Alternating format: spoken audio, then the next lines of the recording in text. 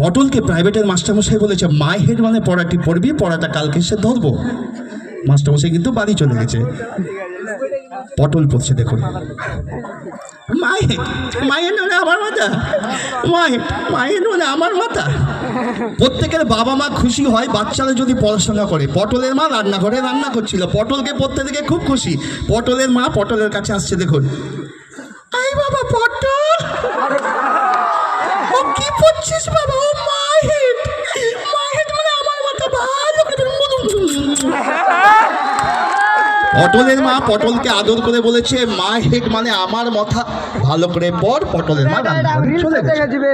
পটল ভেবেছে যে তোর মা বলেছে মাই হেড মানে আমার মাথা, তার মানে ওটা মায়ের মাথা হবে। পটল পড়া চেঞ্জ করে বলছে মায়ের মাথা, মাই হেড মানে মায়ের মাথা। দুপুরবেলা পটলের বাবা অফিস থেকে এসেছে, মাসে মাসে 1000 টাকা করে টিউশনির মাস্টারমশাইকে দেয় মাই হেড মানে মায়ের মাথা পড়ার জন্য। পটলের বাবার মটকা গরম হয়ে গেছে। পটলের বাবা গিয়ে পটলকে বলছে আয় পটল, এক চল মেরে দাঁত কটা ভেঙে দেবো, অসভ্য ছুচু ইঁদুর কোথাকার, ঠিক করে বল মাই হেড মানে আমার মাথা। পটলের বাবা চলে গেছে, ও ভেবেছে বাবার মাথা হবে। পটল পড়া চেঞ্জ, মায়ের মানে বাবার মাথা, মায়ের মানে বাবার মাথা। অনেকক্ষণ ধরে ঠাকুমা পাশের ঘর থেকে শুনছে মাই হেড মানে বাবার মাথা। ঠাকুমা রেগে গিয়ে এবার পটলের কাছে আসছে, এই বাপ পটল কি পড়ছিস রে বাবা?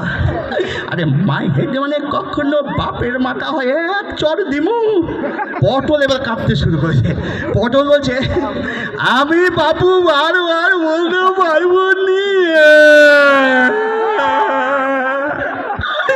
আমি একবারে বলছি মাই হেড মানে 14 গোষ্ঠীর মাথা।